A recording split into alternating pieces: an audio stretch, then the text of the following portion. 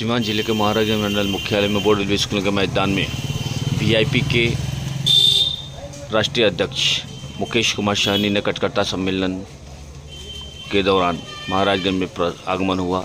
वहीं कार्यकर्ता सम्मेलन करते हुए श्री सहनी ने कहा कि बीजेपी धर्म जाति की राजनीति करती है और हम लोग रोजगार और मुद्दे की बात करते हैं, शिक्षा की बात करते हैं।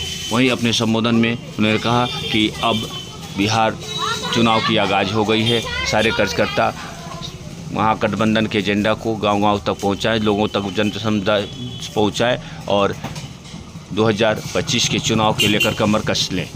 उन्होंने अपने संबोधन में कहा कि हम लोग एकजुटता के साथ हैं और महागठबंधन राजद के तेजस्वी के नेतृत्व में चुनाव लड़ेगी।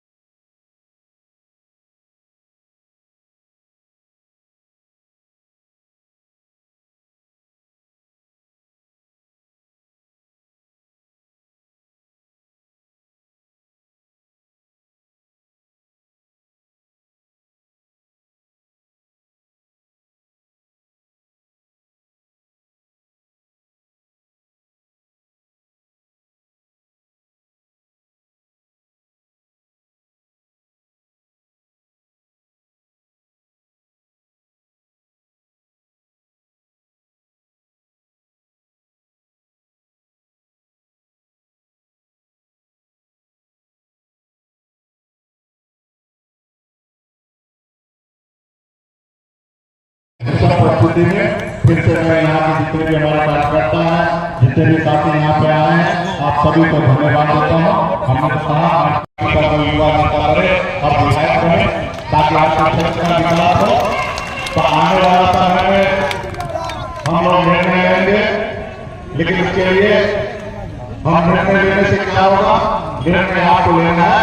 जब आप जिताएंगे तब हमारे विचारधारा गाँव तक पहुँचेगा साथियों। इसलिए आप सभी को बहुत बहुत धन्यवाद देता हूँ। आगे भी बहुत सारा पार्टी होंगे और आप लोग पार्टी किया है, इसके लिए मैं पहले से आप सभी को धन्यवाद देता हूँ। मुकेश सहनी जी वीआईपी पार्टी के कार्यकर्ता सम्मेलन आज था और कुर्सियां खाली रही, क्या कारण था? सबसे पहले तो यहाँ कुछ मौसम का बदलाव हुआ, पानी की वजह से बहुत सारे लोग आ नहीं पाए, जिससे कुर्सियां खाली रह गई। और महागठबंधन के नेतृत्व में वो आज भी हैं और आज गठबंधन के लोग स्टेज पर नहीं दिखाई दिए, क्या कहेंगे?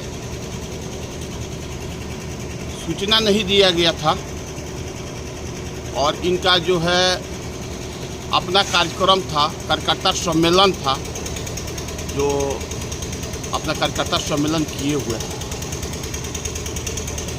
वो अच्छा कर दे। आप ऐसा उम्मीद कर सकते हैं कभी जिनकी बुनियादी सिर्फ हिंदू मुसलमान हो और यही करके वो देश के प्रधानमंत्री भी बने हैं, चाहे वो गोधरा का कांड हो और या देश में नफरत फैलाने की बात हो या मंडल वर्सेस कमंडल हो, बैकवर्ड के सर पे को कुचलते के यहाँ तक पहुँचे हैं। तो जिनकी राजनीति ऐसी हो उससे आप क्या उम्मीद कर सकते हैं? आप भी थोड़ा विचार कीजिए और आपके माध्यम से जो आपके हमारी बात जो जनता सुन रहे वो भी विचार करेंगे। उनको भी पता है कि क्या वो किनको फ़ायदा देना चाह रहे हैं। किसी का फ़ायदा किसी का नुकसान उनसे नहीं होने वाला है, सिर्फ लोगों को गुमराह कर रहे हैं। इससे किसी को कुछ नहीं होना। इस धरती यहीं के यहीं रहने वाला है, कोई उस 1 इंच ज़मीन भी इस धरती से उठाकर कहीं अपने साथ लेके जाने वाले नहीं हैं और जिनका जो है उन्हीं का रहने वाला है। इसमें ना 1 इंच ज़मीन किसी हिंदू भाई को नसीब होने वाला है। अगर होने वाला है तो हमको बताएं, मोदी जी का हमको नसीब होना है और खैर उनका जो है वो है ही। तो किसी के घर में दखल अंदाजी करना ये सही नहीं है। सब स्वतंत्र है, देश आज़ाद है। अभी मेरे घर में आप एक जो सरकार की पॉलिसी है कि आप अगर रुपया कमाते हो तो आपको इनकम टैक्स भरना है। इनकम टैक्स भरने के बाद अगर मेरी पैसा वाइट है तो मेरी मर्जी है वो पैसे को कहाँ इस्तेमाल करूँ, उसमें किसी का जोर नहीं चल सकता है, कि चाहे वो देश का प्रधानमंत्री क्यों ना हो। तो उसी तरीके से अगर हमारे बाप दादा का अगर संपत्ति है तो हमारी है और उसका निर्णय हमको लेना है कि हम कहीं पे दान दे देना है या कहीं मठ में दे देना है, कहीं मंदिर में देना है या कहीं दरगाह में दे देना है। ये निर्णय हमको लेना है। अब ये निर्णय भी अगर मोदी जी लेंगे, सरकार लेंगे, तो सिर्फ फिर बच्चे के स्कूल कौन बनाएंगे, बच्चे के इलाज के लिए हॉस्पिटल कौन बनाएंगे, रोड कौन बनाएंगे, देश के युवा के लिए रोजगार कहाँ से व्यवस्था करेंगे, किनको व्यवस्था करना है। सरकार का जो काम है वो करना चाहिए। अब टीचर का काम है बच्चे को पढ़ाना, अब उसको विधानसभा में भेज दें भाषण देने के लिए, तो चलेगा नहीं चलेगा। यही बात है, और खास करके कि देश के जनता को, देश के हर एक नागरिक को परेशान करने के लिए ये राजनीति चल रही है। देखिए, ये कार्यकर्ता सम्मेलन था, बड़ी संख्या में लोगों ने नीतीश द्विवेदी जी के नेतृत्व में, और इसी तरीके से चुनावी साल है तो पूरे बिहार प्रदेश में कार्यक्रम चल रहा है। पार्टी से लोग जुड़ रहे हैं, पार्टी का कार्यक्रम हो रहा है, कार्यकर्ता से एक दूसरे से मिल रहे हैं, ताकि आने वाला समय में जो हमारी लड़ाई है सरकार बनाने की, वो निश्चित तौर पे जनता इस बार हम लोगों को पसंद करेगा और सरकार बनाएंगे। अच्छा, 2025 में विधानसभा चुनाव में आपकी वीआईपी पार्टी कितनी सीटों पर चुनाव लड़ेगी? ये सब आप लोगों के बीच में जानकारी मिलेगा। शीघ्र ही बैठक होने वाली है गठबंधन का, और आप सब ने बीच में हमारे राष्ट्रीय कार्यकारिणी का आपने सुना होगा कि हमारी पार्टी ने 60 सीट का टारगेट सेट किए हैं कि हम आने वाले समय में चुनाव लड़ेंगे।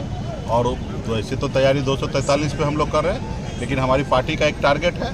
बाकी गठबंधन में बैठने के बाद सारा चीज़ें क्लियर होगा और आप लोगों को जानकारी हम लोग देंगे। एनडीए जिस तरह नीतीश कुमार के नेतृत्व में चुनाव लड़ने की बात कर रही है, क्या महागठबंधन किसके नेतृत्व में चुनाव लड़ेगी? देखिए, इधर भी क्लियर है, यहाँ पे महागठबंधन में तेजस्वी प्रसाद यादव जी के नेतृत्व में हम लोग चुनाव लड़ने के लिए जा रहे हैं, और मजबूती से हम लोग अपनी सरकार बनाएंगे। पिछली बार भी उनके नेतृत्व में चुनाव लड़ा गया 2020 में, और 25 में भी उन्हीं के नेतृत्व में चुनाव लड़ा गया। कांग्रेस का स्टैंड क्या है इसका? सबका रहेगा, आप लोगों को